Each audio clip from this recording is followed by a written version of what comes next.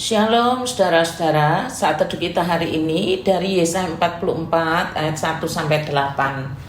Saya selalu berharap sebelum saudara-saudara mendengarkan penjelasan demi penjelasan melalui YouTube ini, alangkah lebih baiknya kalau saudara-saudara membaca terlebih dahulu perikop ini, yaitu Yesaya 44 ayat 1-8. Selalulah sempatkan membaca langsung dari Alkitab, agar pikiran saudara, pikiran saya juga pertama-tama dibentuk oleh firman Tuhan. Nah, setelah membaca Yesaya 44 ayat 1-8, saya mengajak kita untuk sekali lagi membuka Yesaya 40. Jadi, mundur sedikit. Yesaya 40. Yang saudara-saudara harus perhatikan adalah judul yang ditulis di sana, sebab akan menolong saudara-saudara memahami apa yang dimaksudkan oleh Yesaya 44 yang kita baca tadi.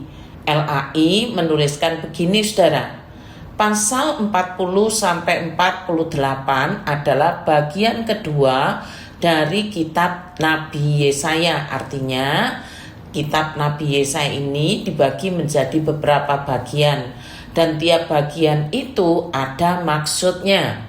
Yesaya 44 perikop saat teduh kita hari ini termasuk dalam bagian yang kedua. Lalu dituliskan begini juga, keselamatan untuk bangsa yang di dalam pembuangan. Nah, di sini kita paham bahwa yang dimaksud dengan bangsa yang ada dalam pembuangan, khususnya pembuangan Babel ini, adalah bangsa Yehuda atau umat Allah. Mengapa mereka berada dalam pembuangan?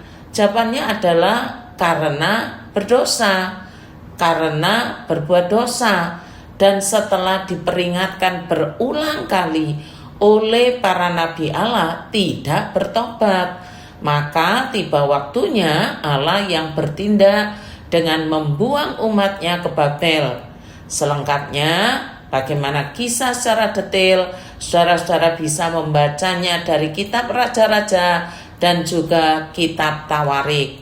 Pada saat umat dibuang inilah salah satunya di Yesaya 44 ini disampaikan, yaitu sekalipun umat berada jauh dari Yerusalem, sekalipun umat karena dosanya itu dibuang dalam pembuangan, Allah tetaplah Tuhan, Allah satu-satunya Allah pemilik Israel.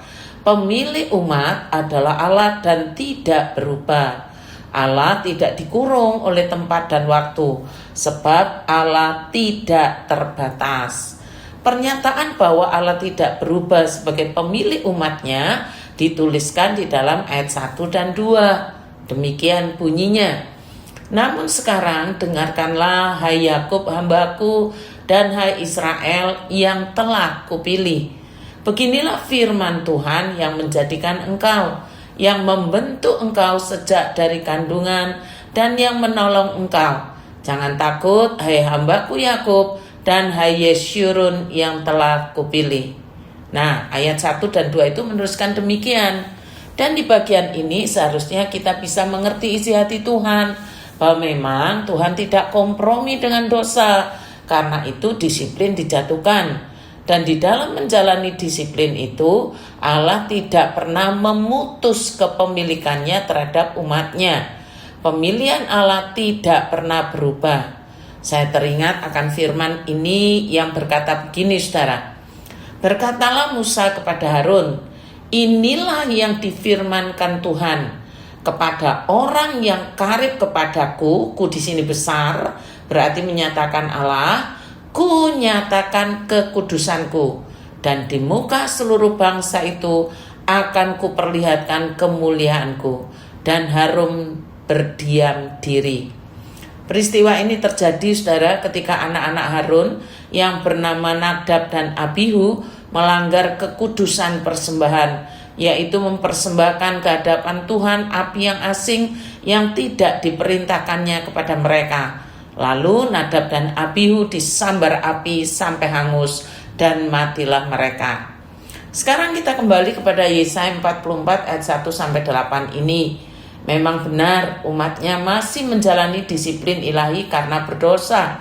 dan setelah diperingatkan tidak bertobat juga, malah menjadi-jadi.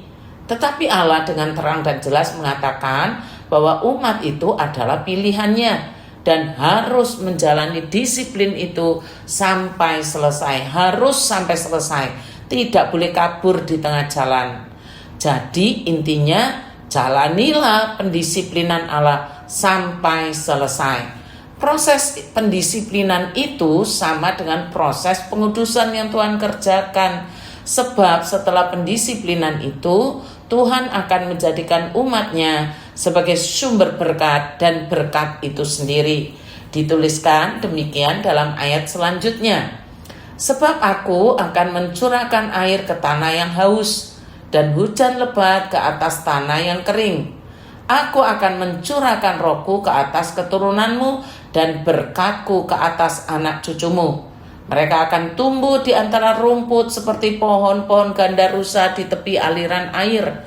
Yang satu akan berkata, aku milik Tuhan. Yang lain menyebut dirinya dengan nama Yakub.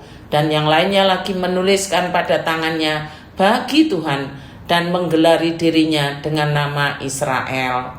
Jadi saudara-saudara, hari ini Tuhan mau mengajarkan kepada kita begini. Yang pertama, jika kita berdosa dan diperingatkan, segeralah bertobat.